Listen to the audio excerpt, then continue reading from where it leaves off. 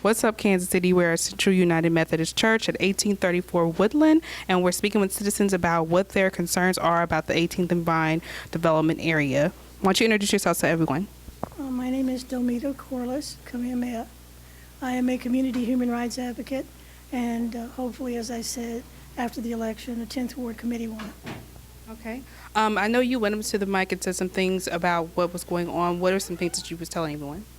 Well, I was trying to understand how they're building the baseball for children when the inner city children really don't play a lot of baseball, and that we have youth that are going in the plaza and they're talking about the Power and Light District, the market area, and these are areas, the reason they have the curfew is because they're not supposed to be there, and there are children that are even older that they really don't want there, but our taxes are paying for all of that.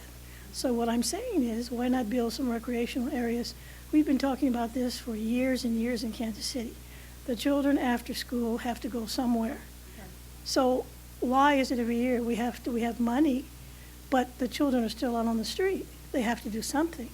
So where I live, the kids have everything. They have archery, they have horseback riding, they have, you name it. I live out south. So why can't the children in the urban core have the same thing? That's all I'm saying. And secondly, I was concerned about the seniors at Parade Park. They are historical. They're seniors. They've been there for years. My grandmother lived in this area for 65 years. She's originally from Texas. We're the Alvin Ailey family. We're concerned.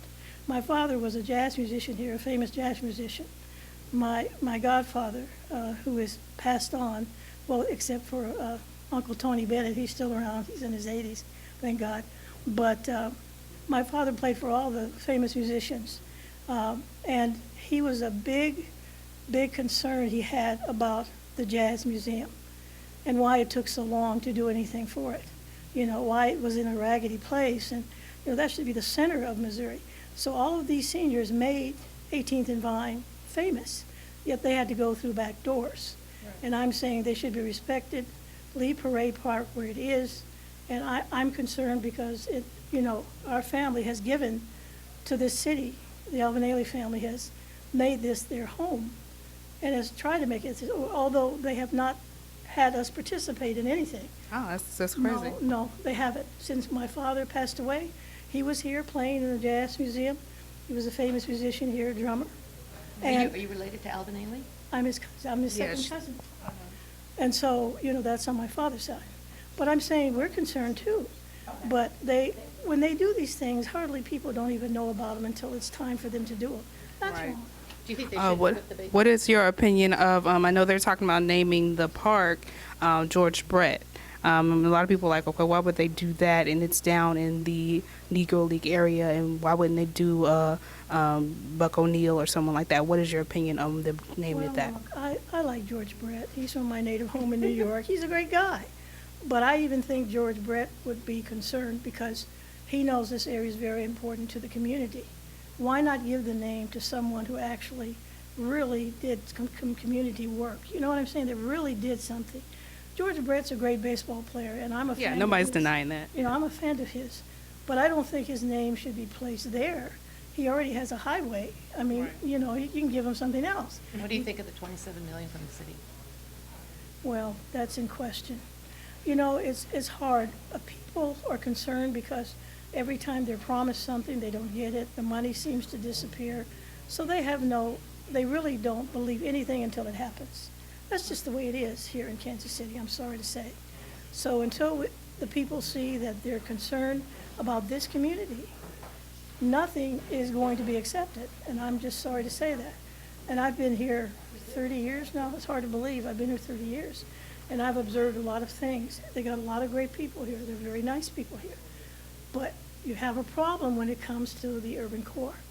It's like a railroad track, east of Truth, as I was told. I was born in New York City, so everybody lived everywhere. So, but I mean, it's not perfect. That's not what I'm saying. But I'm saying east of Truth, all of a sudden everything here is always last. Everything that's supposed to be put in here east of Truth is put in the plaza. So, for example, the pipes, they were put in the plaza when they should have been put east of Truth. So you got 1870 pipes in your area. Well, I'm familiar with the J.C. Nichols, the real estate history here in Kansas City, but I was not familiar with that, so you educated me. And they have a lot of buildings that were blowing up. Remember in Kansas City a couple of years back, houses were being, because the pipes were so 1850 old, they were never replaced, but they had the money to replace it, but they used that money for the plaza pipes. So that's what I'm talking about when I say people are concerned. When you talk about big money, somehow the big money is not for the people in the community. And the people that live here actually made it famous. People that lived back in the 1920s and 30s made it famous. Where are their descendants? I mean, who owns this area here? Who's really participating? Who's getting the kind of money they should to keep it going? When people come here, they want to hear jazz musicians. A lot of them have passed on, and they've taught it to other young people. But all I'm saying is the people should participate in everything that happens here in 18th and Vine, and they should have a say in it, and that Parade Park should be left just the way it is. Thank you for your input and your passion for Kansas City. Thank you very much. I'm Serenity. Reminding you to speak your piece. Make sure you check out whatsupkansascity.net. I'm IFBB Bikini Pro Cat Williams, and when I'm not working out in the gym, I'm searching the web on Cascade Media and What's Up Kansas City. So make sure you check them out.